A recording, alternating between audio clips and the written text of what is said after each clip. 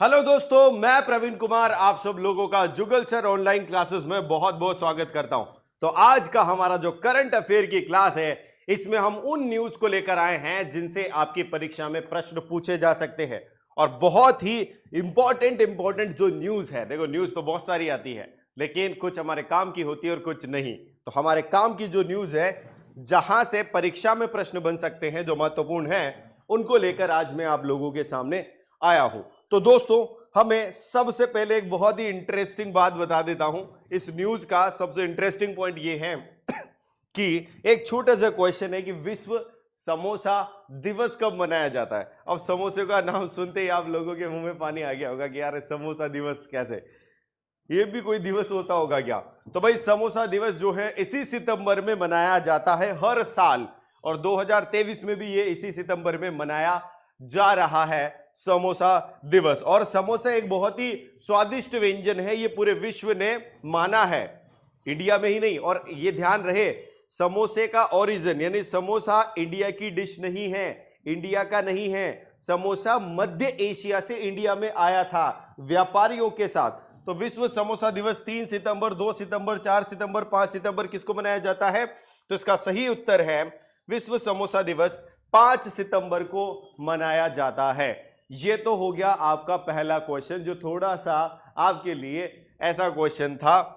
अब आते हैं महत्वपूर्ण प्रश्नों पर, जिनके ऊपर आपके परीक्षा में प्रश्न आना पक्की बात है।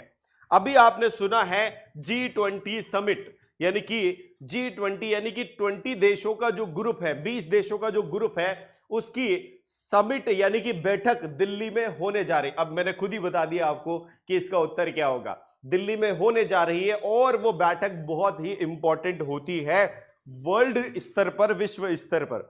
तो क्वेश्चन अगर आपके एग्जाम में पूछा जाता है कि 2023 की G20 समिट कहां होने वाली है, तो ये आपको उत्तर देना है। पहला ऑप्शन है मुंबई, दूसरा ऑप्शन है न्यूयॉर्क, और तीसरा ऑप्शन है दिल्ली, और चौथा ऑप्शन है क्योटो।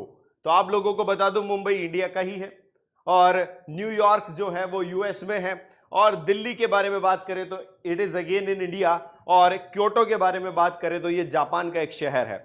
अब यहां पर आप ध्यान से देखें कि अभी हाल ही में कौन सा देश 2023 की जो G20 समिट हो रही है, जो शीर्ष बैठक हो रही है, उसको होस्ट करने वाला है, उसको कौन यहां पर करवाने वाला है, तो वो है इंडिया। लेकिन अब वो मुंबई में हो रही है या दिल्ली में हो रही है, तो उसका सही जवाब है दिल्ली में हो रही है।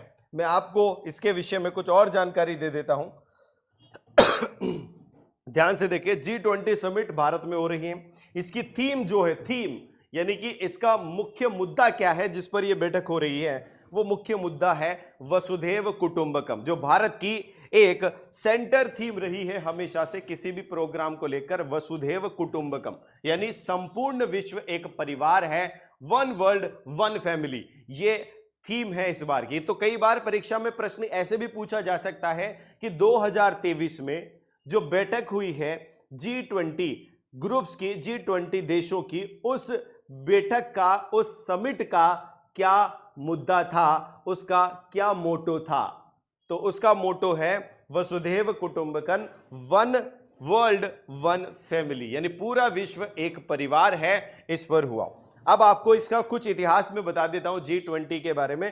तो पहले G7, G8 और G9 हुआ करते थे। तो G7 मतलब जितने भी विकसित देश थे, उन विकसित देशों का एक ग्रुप है, जो उनके आंतरिक मुद्दे होते हैं, जो उनके व्यवसायिक मुद्दे होते हैं, व्यापारिक मुद्दे होते हैं, जो उनकी इकोनॉमी यानी अर्थव्यवस्था को सुधारने वाले मुद्दे होते हैं, पर्यावरण को सुधारने वाले मुद्दे होते हैं, उन पर ये ग्रुप्स काम करते थे। यानी सारे देश जो है G7 में, जो विकसित देश है, वो साथ में मिलकर उन पर निर्णय करते थे, उन पर कार्य करते थे।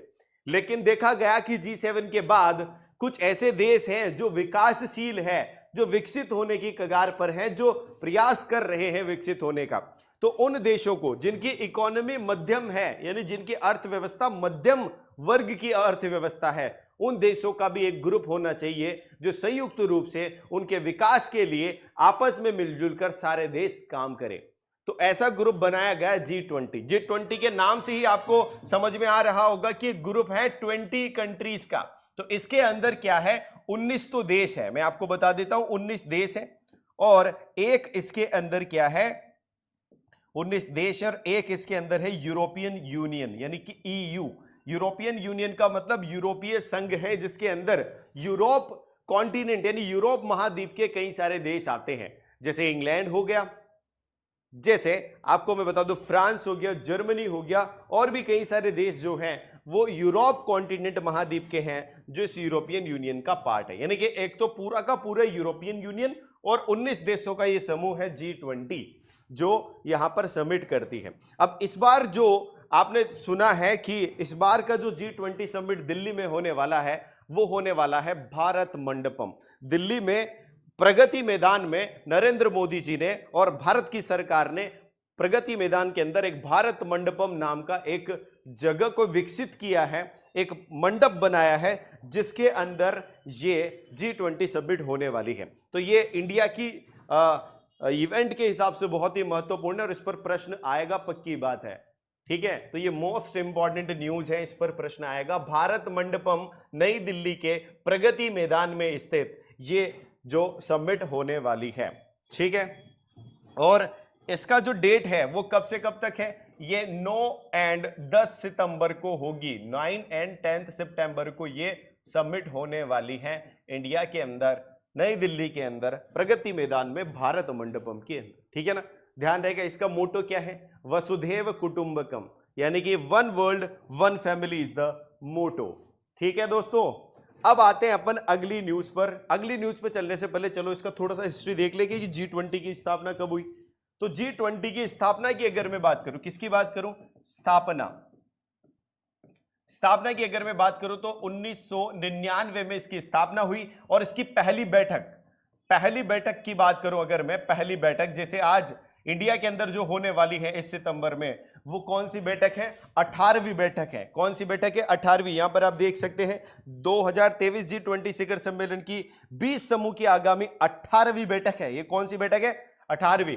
पहली बैठक कहां हुई थी और कब हुई थी, 2008 में ये हुई थी बर्लिन में।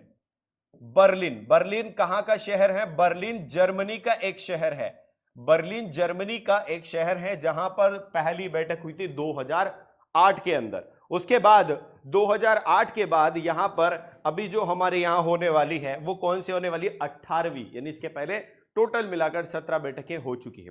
अब बात ये आती है कि यहां पर पहले ये डिसाइड हो जाता है कि अगले साल कौन सा देश इस G20 समिट को होस्ट करेगा, कौन सा देश इसका मेजबान बनेगा। ठीक है, तो अब इस बार इंडिया बना, इसके पहले कौन बना था मैं आपको बता देता हूं पूरा का पूरा G20 समिट के बारे में। अगर मैं 2021 की बात करूं तो 2021 में ये रोम जो है शहर है कहां का, इटली का, तो इटली रोम में हुई थी ये, यानी। और 2022 में अगर मैं बात करूं तो 2022 में ये इंडोनेशिया, कौन सा नेशिया, इंडोनेशिया ने इसको होस्ट किया था। ठीक है ना, यानी 2022 वाली समिट इंडोनेशिया में हुई। 2023 की अभी आप देख रहे हैं जो कि इंडिया में हो रही है, नई दिल्ली प्रगति मैदान भारत मंडपम। बार बार इसलिए बोल रहा हूं कि तुम्हारी जुबान पर भी ये वर्ड्स आ जाए।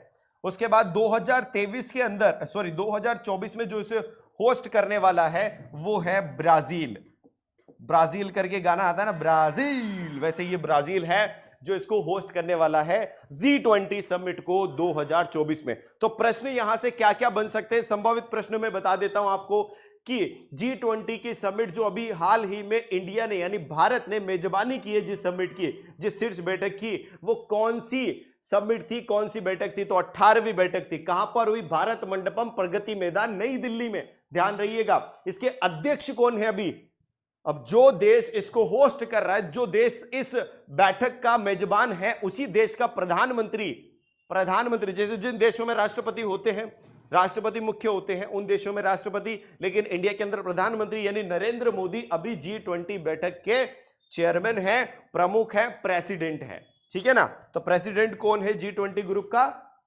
नरेंद्र मोदी। ठीक है, अभी फिर उसके बाद चेंज हो जाएगा, ब्राजील का प्रेसिडेंट हो जाएगा। ठीक है, ये बात है साहब। 2008 में पहला सम्मेलन हुआ, ठीक है, और इसके अंदर ये 20 देश तो आते ही है। ये क्या है, सदस्य देश है, ये क्या है, सदस्य देश। और इनके अलावा अतिथि देश भी आते हैं। और अतिथि देशों में स्थायी अतिथि कौन है? स्थायी अतिथि अगर आपसे पूछा जाए कभी परीक्षा में, तो स्थायी अतिथि है G20 का। कौन है स्थायी अतिथि? स्पेन। स्पेन करके एक देश है, वो स्थायी अतिथि है। इसका मोटो क्या है? वसुधैव कुटुंबकम। यहां पर लिखा नहीं होगा, मैं लिख देता हूं, वसुधैव कुटुंबकम। अंग्रेजी में बात करें तो वन वर्ल्ड वन फैमिली कुटुंबकम, ये इसका इस बार का थीम है, वन वर्ल्ड वन फैमिली।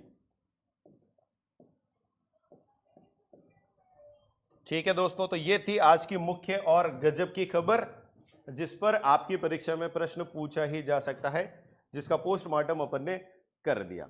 ठीक है, अब यहां पर हम अगली न्यूज पर चले, तो वो है कि हाल ही में किसे global finance central banker report 2023 में A+ रेटिंग मिली।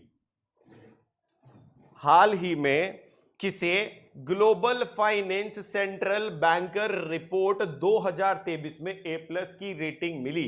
देखो ये वर्ल्ड रेटिंग है, वर्ल्ड रेटिंग है ये, और इसके अंदर किसको जो है A+ रेटिंग मिली है उसके ऊपर बात चल रही है। तो इंडिया के जो शक्तिकांत दास, कौन? शक्तिकांत दास जो है, उनको इसके ऊपर ये जो है A+ रेटिंग मिली है। किसको मिली है? भारतीय रिजर्व बैंक, जो भारतीय रिजर्व बैंक है, रिजर्व बैंक ऑफ इंडिया, इसके क्या है ये? गवर्नर। आप लोगों ने नाम सुना होगा, आपके पास जो नोट होते हैं, उन नोटों पर गवर्नर के सिग्नेचर होते हैं कि मैं धारक को 100 रुपए अदा करने का वचन देता हूं। तो वो जो वचन देते हैं ना, उनका नाम है अभी के लिए शक्तिकांत दास, जो अभी हमारे प्रेजेंट गवर्नर है। इनको A+ रेटिंग मिली है। अच्छा, A+ रेटिंग कितने लोगों को मिली? A+ रेटिंग सिर्फ 3 लोगों को मिली है। एक थे स्विट्जरलैंड से। कहां से थे? एक स्विट्जरलैंड से, ठीक है। दूसरे वियतनाम से, और तीसरे थे इंडिया से, इंडिया की गवर्नर। और जो फाइनेंस सुप्रीम होते हैं, जैसे यहां पर इंडिया के अंदर फाइनेंस सुप्रीम कौन है? हमारे RBI के गवर्नर, जो पूरा बैंकिंग सिस्टम और फाइनेंस सिस्टम को यहां पर कंट्रोल करते हैं, उसको रेगुलेट करते हैं, ये है। यानी जो गवर्नर का काम क्या होता है? जितने भी बैंक है ना हमारे इंडिया के अंदर, यानी पूरा बैंकिंग सिस्टम, जिसमें प्राइवेट गवर्नमेंट सारे बैंक आ जाते हैं, फाइनेंशियल नॉन फाइनेंशियल इंस्टीट्यूशन आ जाते हैं, यानी कुछ जैसे खाते खोलते हैं, कुछ सिर्फ लोन ही देते हैं। सारी प्रकार की जो बैंकिंग संस्थाएं हैं, उन सभी बैंकिंग संस्थाओं को रेगुलेट और कंट्रोल कौन करता है? RBI, यानी भारतीय रिजर्व बैंक। और इसका मुख्य कौन होता है भारतीय रिजर्व बैंक का? वो होता है RBI का गवर्नर, जो अभी कौन है? शक्तिकांत दास। ठीक है ना, इनको A+ रेटिंग मिली। अब RBI के बारे में बात चल गई है, तो ये सबसे बड़ा बैंक या बैंकों का बैंक कहा जाने वाली चीज RBI होती है। ठीक है, अब ये RBI का हेडक्वार्टर की बात करें अपन, इसका हेडक्वार्टर जो है ना, मुख्यालय, हेडक्वार्टर का मतलब होता है मुख्यालय। तो RBI का मुख्यालय कहां पर है? RBI का मुख्यालय मुंबई में है। कहां पर है दोस्तों? मुंबई में। अच्छा, इसकी स्थापना कब हुई थी? इसकी स्थापना जो है, इसकी स्थापना 1 अप्रैल, अंग्रेजों के जमाने में हुई है भैया, 1 अप्रैल, 1 अप्रैल। देखो, अंग्रेजों ने कुछ अच्छी चीजें तो दी हैं। 1 अप्रैल 1935 में इसकी स्थापना हुई है। अंग्रेजों की सबसे अच्छी चीज क्या है? Railway, UPSC, union public service commission, यानी संघ सेवा आयोग। दूसरी ये जो RBI है, भारतीय रिजर्व बैंक, ये सारा सिस्टम जो है अंग्रेजों का दिया हुआ है।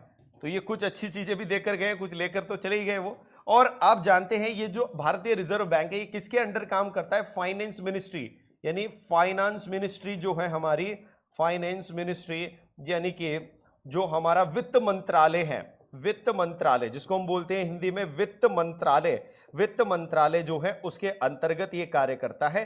अब इसके लिए आपको एक और चीज जाननी जरूरी होगी, भाई ये वित्त मंत्रालय के अंदर काम करता है, तो वित्त मंत्री कौन है? तो आप सब लोग जानते हैं भली भांति, इस बार का बजट किसने पेश किया था? वित्त मंत्री ने। और वित्त मंत्री कौन थी?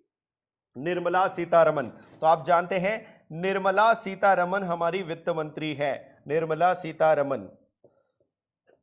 इनका संबंध कौन सी पार्टी से है? बीजेपी से। निर्मला सीतारमण जो हमारी वित्त मंत्री है और वित्त मंत्रालय के अंतर्गत आता है भारतीय रिजर्व बैंक, जिसके गवर्नर कौन है? शक्तिकांत दास है। और जिनको क्या हुआ है अभी, ये जो ग्लोबल फाइनेंस, ग्लोबल मतलब वैश्विक स्तर पर जो फाइनेंस सेंट्रल बैंकर रिपोर्ट 2023 जारी की है, उस रिपोर्ट में A+ रेटिंग मिली है। ठीक है, ध्यान रहेगा।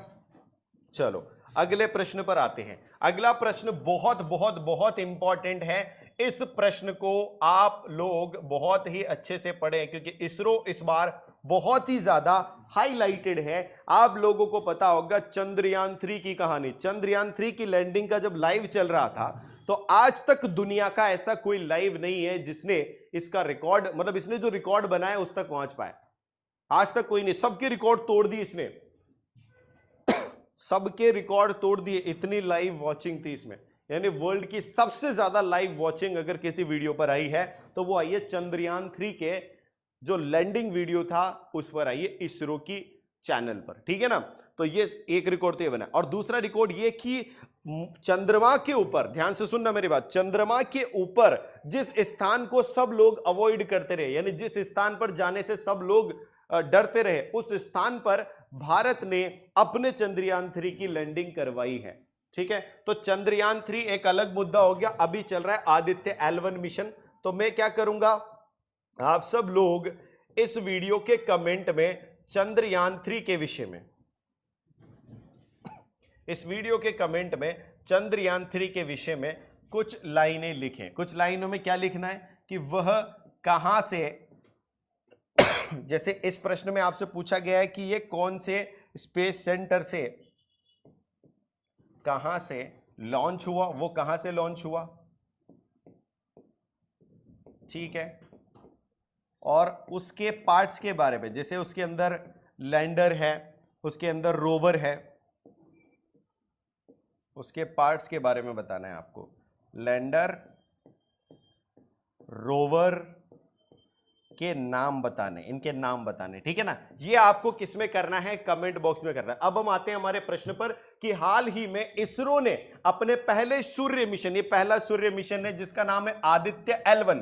तो नाम से ही जाहिर है आदित्य किसका पर्यायवाची है? सूर्य का। आदित्य किसका पर्यायवाची है दोस्तों?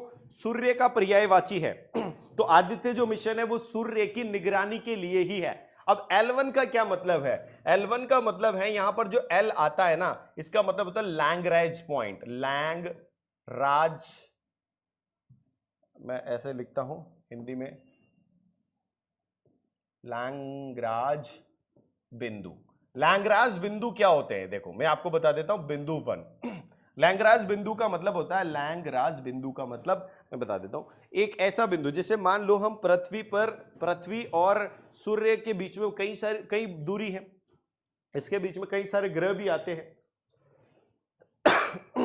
तो पृथ्वी और सूर्य के बीच में कई सारे ग्रह के आने से क्या होता है कि जैसे मान लो कोई सैटेलाइट, कोई उपग्रह हमने पृथ्वी की कक्षा में रख दिया। अब कभी कभार जैसे वो पृथ्वी की कक्षा में चक्कर लगा रहा है और पृथ्वी से सूर्य की निगरानी कर रहा है। किसकी? सूर्य की निगरानी। लेकिन कोई समय ऐसा होगा जब सूर्य, पृथ्वी और उपग्रह के आगे या बीच में या आगे या पीछे कभी कोई ग्रह या उपग्रह आ जाएगा। जैसे यहां पर मैं आपको बना देता हूं, ये सूर्य है, इस सूर्य के आसपास ऐसे पृथ्वी चक्कर लगा रही है, पृथ्वी, इसके आसपास दूसरे ग्रह भी लगा रहे हैं, ये है सन, इसके आसपास यहां पर दूसरे ग्रह भी लगा रहे हैं, ये मरकरी है, ये बृहस्पति है, ये जो भी है, ये पृथ्वी है। ठीक है ना, अब ये चक्कर लगा रहे हैं। मान लो मैंने यहां पर कोई उपग्रह भेजा, जिसको बोला मैंने कि तुम सूर्य की निगरानी करो, लेकिन जैसे ही वो सूर्य की निगरानी कर रहा था तो बीच में कोई दूसरे ग्रह आ गए, तो उसका कनेक्शन कट गया ना, वो निगरानी प्रॉपर नहीं कर पाया ना। तो वो प्रॉपर निगरानी के लिए, अब कई लोग तो यूं सोच रहे हैं कि भाई ये जैसे चंद्रमा पर गया ना चंद्रयान 3, चंद्रमा के ऊपर जाकर लैंड हो गया, वैसे ही सूर्य के ऊपर जाकर लैंड हो जाएगा। अरे पागल हो गया, पगला हो गया, सूर्य के आसपास भी नहीं भटक सकता, ये उड़ जाएगा। गर्मी कितनी है सूर्य में, जला देगा वो। इसलिए हम उस बिंदु पर, ये जो L1 लिखा है इसको समझो लैंग्रेज बिंदु, यानी कि ये सूर्य की कक्षा का वह बिंदु है, सूर्य की कक्षा का वह बिंदु है जहां पर हमारा, ये L1 लिख देता हूं मैं, जहां पर हमारा आदित्य जो उपग्रह है वो जाएगा और सूर्य की कॉन्टिन्यूअस यानी निरंतर निगरानी कर पाएगा, जिसके बीच में किसी प्रकार का कोई ग्रहण, कोई इक्लिप्स, कोई भी दूसरा उपग्रह नहीं आ पाएगा। यानी ऐसी कक्षा में स्थापित करना जहां पर दूसरा कोई ग्रह, उपग्रह, कोई भी जो सेलेशियल ऑब्जेक्ट है वो नहीं आएगा, ताकि इसकी निगरानी में कोई बाधा हो पाए। यानी ये कॉन्टिन्यूअस हमेशा इसकी निगरानी करता रहेगा। अब सवाल ये उठता है कि सर निगरानी क्यों करनी है सूर्य की? हमें दिख तो रहा है सूर्य साफ साफ, हम पागल हो गए कि निगरानी कर रहे हैं? भैया निगरानी करने की आवश्यकता ये है कि हम ये जानना चाहते हैं कि सूर्य के ऊपर कौन कौन सी गतिविधियां होती है।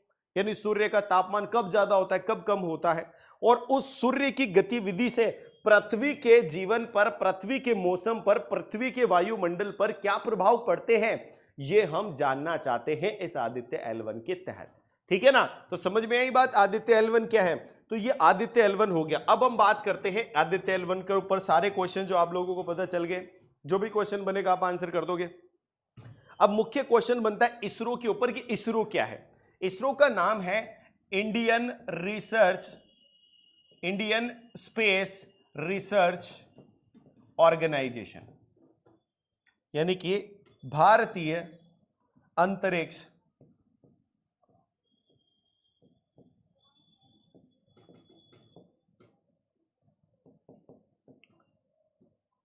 अगर हिंदी में बात करें तो भारतीय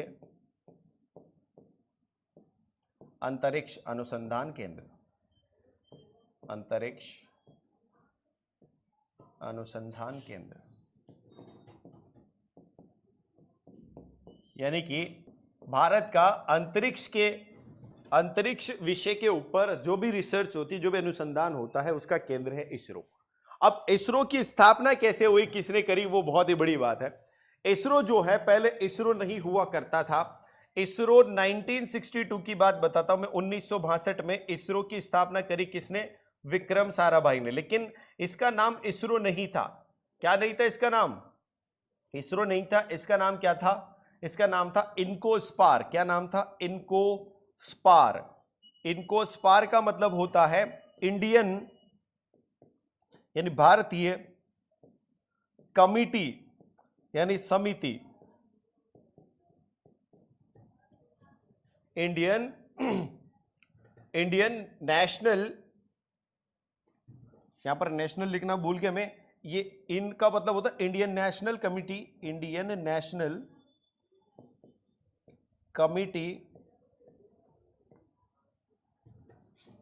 कमिटी फॉर स्पेस रिसर्च, यानी कि अंतरिक्ष के अनुसंधान के लिए, अंतरिक्ष अनुसंधान के लिए भारतीय राष्ट्रीय समिति, अंतरिक्ष अनुसंधान के लिए भारतीय राष्ट्रीय समिति के नाम से इसका जन्म हुआ। और वो किसने किया? विक्रम साराभाई ने। कब? 1962 में।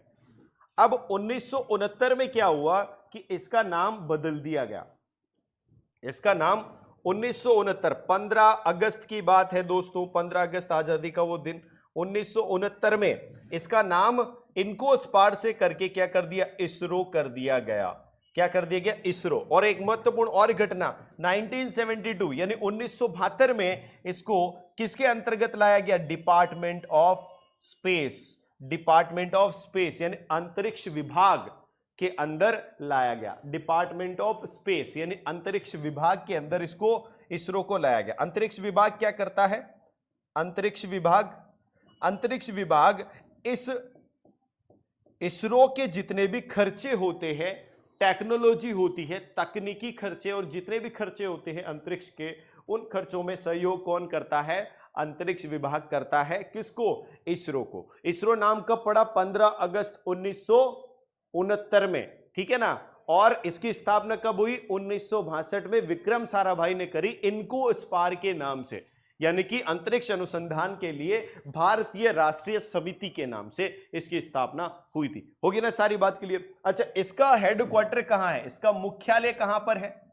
इसका मुख्यालय जो हम जानना चाहते हैं, इसका मुख्यालय है कहां पर? बेंगलुरु में। बेंगलुरु, आप सब लोग जानते होंगे बेंगलोर या बेंगलुरु। बेंगलुरु में इसका मुख्यालय है। और इसके अभी के चेयरमैन कौन है? चेयरमैन कौन है भाई? आपने नाम सुना होगा, मोदी जी ने फोन लगाया था चेयरमैन को, अरे श्रीमान आपका नाम तो सोमनाथ है, आपका तो नाम ही चंद्रमा से जुड़ा हुआ है, तो सोमनाथ नाम है उनका। क्या नाम है? सोमनाथ, श्रीधर सोमनाथ। क्या नाम है इसके चेयरमैन का? श्रीधर सोमनाथ। ध्यान रहे, श्रीधर सोमनाथ इसके चेयरमैन का नाम है इसरो का। ठीक है, अब ध्यान रहे यहां पर क्वेश्चन कुछ अलग पूछा है कि आदित्य L1 मिशन जो है उसको कहां से लॉन्च किया गया? तो इसको लॉन्च किया गया क्या कोच्चि से लॉन्च किया गया? कोच्चि से नहीं किया जा सकता, कोच्चि एक पोर्ट का नाम है। पोखरण, पोखरण राजस्थान में है। ध्यान रहे, एक विशेष बात मैं आपको बता देता हूं, थोड़ी नॉलेज वाली बात है। हम भारत को इस प्रकार से, भारत का नक्शा होता है ऐसा ही होता है नीचे वाला नक्शा, और हमारे यहां पर जो 0 डिग्री रेखा है, 0 डिग्री वो नीचे से गुजरती है। 0 डिग्री को क्या बोलते हैं हम? भूमध्य रेखा। भूमध्य रेखा बोलते हैं हम उसको। जो भूमध्य रेखा है वहां पर से, भूमध्य रेखा के सबसे नजदीक वाले क्षेत्र से हमें हर उपग्रह, हर सैटेलाइट लॉन्च करना होता है, क्योंकि वहां से हमें अंतरिक्ष में सैटेलाइट को भेजने में सबसे कम ऊर्जा लगती है। तो हम क्या राजस्थान से किसी सैटेलाइट को लॉन्च कर सकते? नहीं। इसलिए आपने देखा होगा इसरो का मुख्यालय भी दक्षिण में है, और इसरो के अंदर जितने भी वैज्ञानिक हैं वो सारे दक्षिण के हैं, क्योंकि दक्षिण की ज्योग्राफी जानते हैं वो, दक्षिण का वातावरण जानते हैं वो। ठीक है, इसलिए वैज्ञानिक भी लगभग दक्षिण से हैं। अब नॉर्थ इंडिया से, उत्तरी भाग से भी वैज्ञानिक जाने लगे इसरो में, लेकिन मुख्यतः ज्यादा आपने चेयरमैन भी देखे होंगे, श्रीधर सोमनाथ, आपने के शिवन पिछले जो चेयरमैन थे इसके, वो सब दक्षिण क्षेत्र से हैं भारत के। ठीक है ना। और जितने भी यहां पर लॉन्चिंग है, जैसे श्रीहरिकोटा है, तिरुवनंतपुरम है, ये सारे जो लॉन्चिंग स्टेशन हैं वो सारे दक्षिण क्षेत्र में है, क्योंकि दक्षिण क्षेत्र भारत का जो भूमध्य रेखा है उसके सबसे नजदीक माना जाता है। और भूमध्य रेखा के नजदीक से जब भी किसी उपग्रह को लॉन्च करेंगे तो हमें सबसे कम ऊर्जा का यहां पर वहन करना पड़ेगा। ठीक है ना। तो ये बात मैंने आपको समझा दी। तो कहां से? पोखरण से नहीं कर सकते, पोखरण क्योंकि राजस्थान में है और राजस्थान से हम ये काम नहीं कर सकते। कोच्चि एक पोर्ट है, वहां से नहीं कर सकते। श्रीहरिकोटा से ये काम हमने किया है। कहां से किया है? श्रीहरिकोटा से ये काम किया है। मैंने आपसे एक प्रश्न पूछा है पिछली स्लाइड में, ध्यान हो तो, मैंने चंद्रयान 3 कहां से लॉन्च हुआ ये पूछा है। दूसरी बात, उसके लैंडर और रोवर का नाम पूछा है। आप सब लोगों को ये कमेंट बॉक्स में लिखना है, भूलना नहीं है। देखो हमने ठाना है इस बार सिलेक्शन पक्का करवाना है, तो भाई इस सिलेक्शन में आप लोगों को भी पूरी भूमिका निभानी पड़ेगी, ऐसे नहीं होगा दोस्त। ठीक है, अब आते हैं हम अगले प्रश्न पर। हाल ही में जारी नवीनतम फाइड रैंकिंग में भारत के शीर्ष शतरंज खिलाड़ी कौन बने हैं? अभी तक आप लोगों को यह पता होगा कि भारत का शीर्ष शतरंज खिलाड़ी है कौन, और सबका आंसर पे ध्यान जाएगा, विश्वनाथ आनंद। तो दोस्तों अभी यह माहौल बदल चुका है। अब विश्वनाथ आनंद भारत के शीर्ष शतरंज खिलाड़ी नहीं रहे, ये दूसरे खिलाड़ी हो गए, यानी कि इनकी रैंक पहली रैंक से दूसरी रैंक आ गई। फर्स्ट रैंक पर कोई, और उसका नाम क्या है? डी गुकेश, या गुकेश डी नाम है उसका। क्या नाम है? डी गुकेश या फिर गुकेश डी। ठीक है ना। तो ये गुकेश डी या डी गुकेश जो है, ये अब भारत के सबसे शीर्ष खिलाड़ी है शतरंज के, यानी चेस के। शतरंज का नाम है चेस।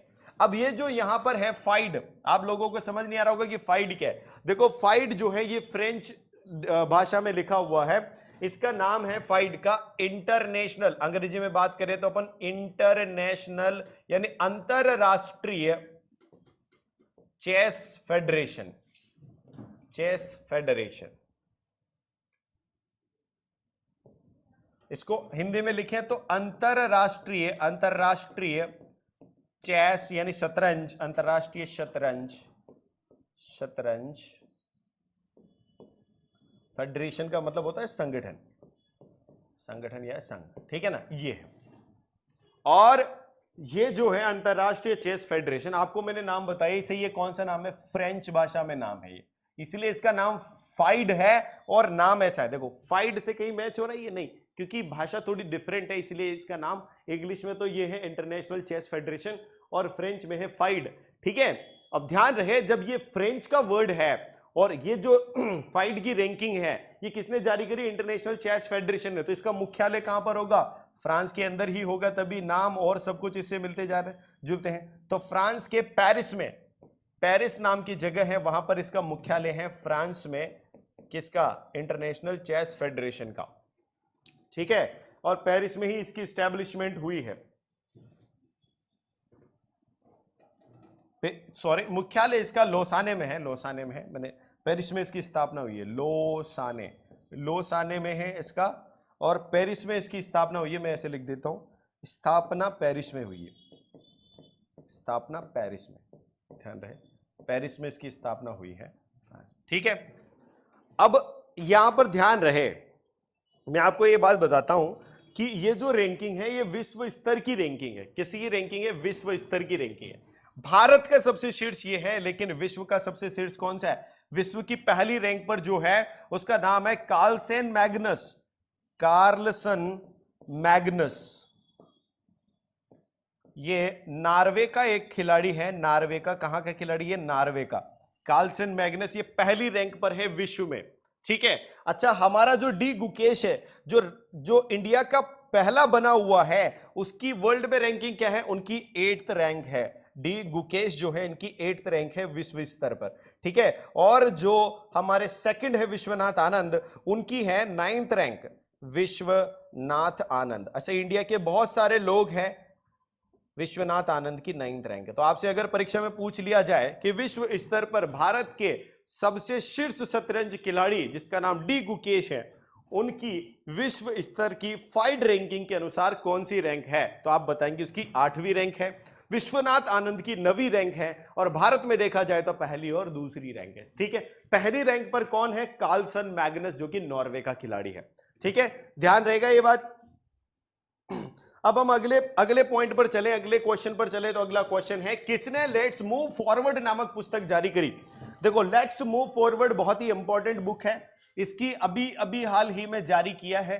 तो उनका नाम है धर्मेंद्र प्रधान। क्या नाम है उनका? धर्मेंद्र प्रधान। अब ये जो धर्मेंद्र प्रधान है, अमित शाह है, पीयूष गोयल है, ये सरकार से जुड़े हुए लोग हैं, मंत्री हैं। तो मैं आपको बता दूं, अमित शाह हमारे भारत के गृह मंत्री हैं।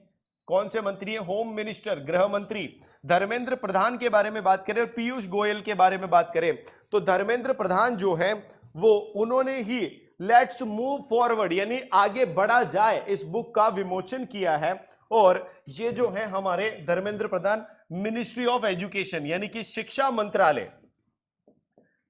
मंत्रालय के ये मंत्री है, शिक्षा मंत्रालय के मंत्री, शिक्षा मंत्री बोल सकते हैं अपन, शिक्षा मंत्रालय के मंत्री हैं धर्मेंद्र प्रधान।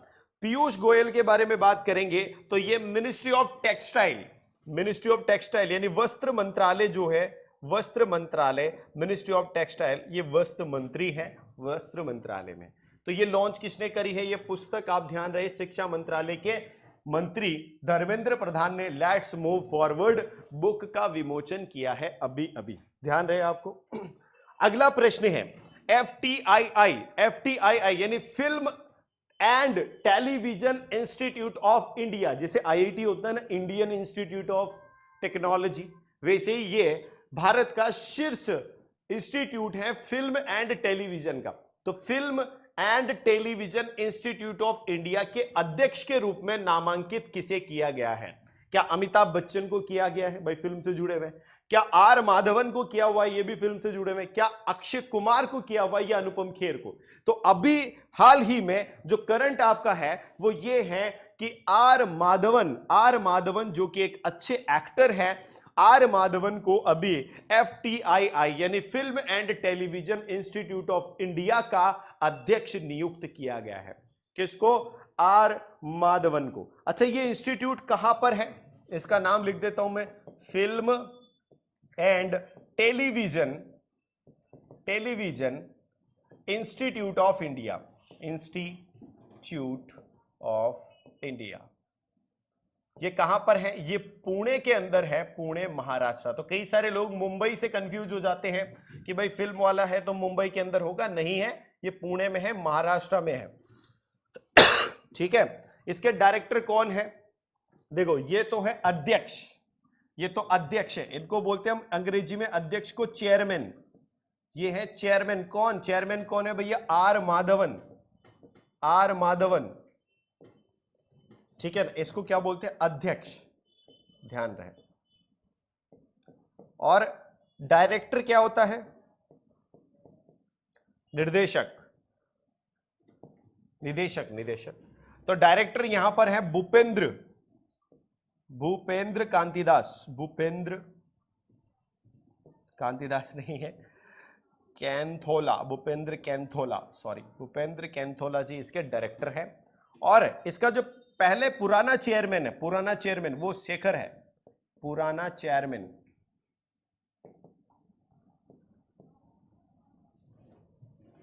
पुराना चेयरमैन कौन है? शेखर कपूर, यानी कि आर माधवन से पहले कौन थे? शेखर कपूर इसके चेयरमैन थे। किसके? Film and television institute of India, जो पुणे में स्थित है उसके। तो पूरी बात मैंने आपको यहां पर बता दी। अगले प्रश्न पर आते हैं जो आपकी परीक्षा के लिए इंपॉर्टेंट हो सकता है। दूसरा प्रश्न है कि किसने पीआईबी के प्रधान महानिदेशक के रूप में पदभार ग्रहण किया है? यानी प्रिंसिपल डायरेक्टर जनरल के रूप में, प्रधान महानिदेशक का मतलब होता है प्रिंसिपल डायरेक्टर जनरल, प्रिंसिपल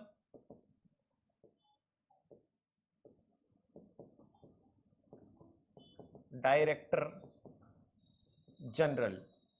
अगर अंग्रेजी में पूछा जाए तो प्रिंसिपल डायरेक्टर जनरल जो है प्रधान महानिदेशक, उसके रूप में किसने पदभार ग्रहण किया पीआईबी का? पीआईबी का फुल फॉर्म है press information bureau, press information bureau, Hindi में बोलते हैं इसको पत्र सूचना कार्यालय। क्या बोलते हैं? पत्र सूचना कार्यालय। देखो ये प्रेस इंफॉर्मेशन ब्यूरो जो है ये कि सरकारी संस्थान है, इसकी स्थापना अंग्रेजों के जमाने में हुई थी। जो अंग्रेज लोग अपने नियम कानून कायदे और योजनाएं बनाते थे, उन योजनाओं को वो प्रेस इंफॉर्मेशन ब्यूरो के तहत, यानी सरकारी एक संस्थान है जिसके तहत पब्लिक को पहुंचाते थे। यानी जैसे न्यूज वाले होते हैं, जैसे टीवी चैनल होते हैं न्यूज चैनल, वो प्राइवेट चैनल है, और एक गवर्नमेंट चैनल है जैसे DD national.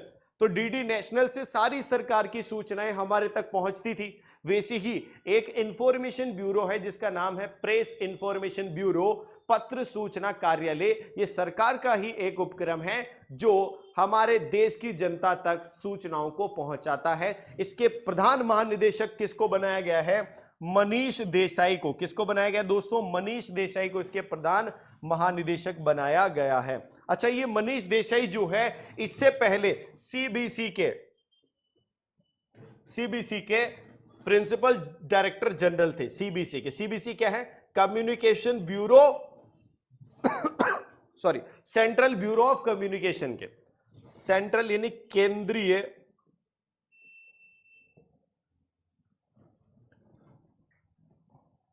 Central bureau of communication.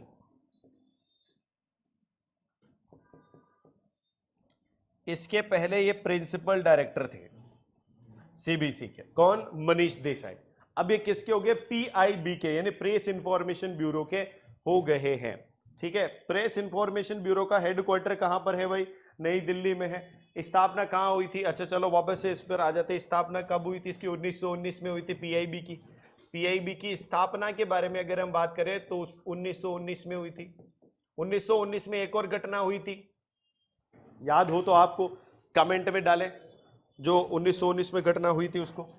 ठीक है, और इसका हेडक्वार्टर है, इसका मुख्यालय है कहां पर? नई दिल्ली में। मुख्यालय नई दिल्ली में है दोस्तों। 1919 में इसकी स्थापना हुई और ये आता है मिनिस्ट्री ऑफ, देखो इंफॉर्मेशन का ये पास ऑन कर रहा है, तो इंफॉर्मेशन एंड ब्रॉडकास्ट मिनिस्ट्री होती है, यानी सूचना एवं प्रसारण मंत्रालय। हिंदी में अगर हम बात करें तो सूचना एवं प्रसारण मंत्रालय होता है, जिसके तहत ये प्रेस इंफॉर्मेशन ब्यूरो आता है। पत्र सूचना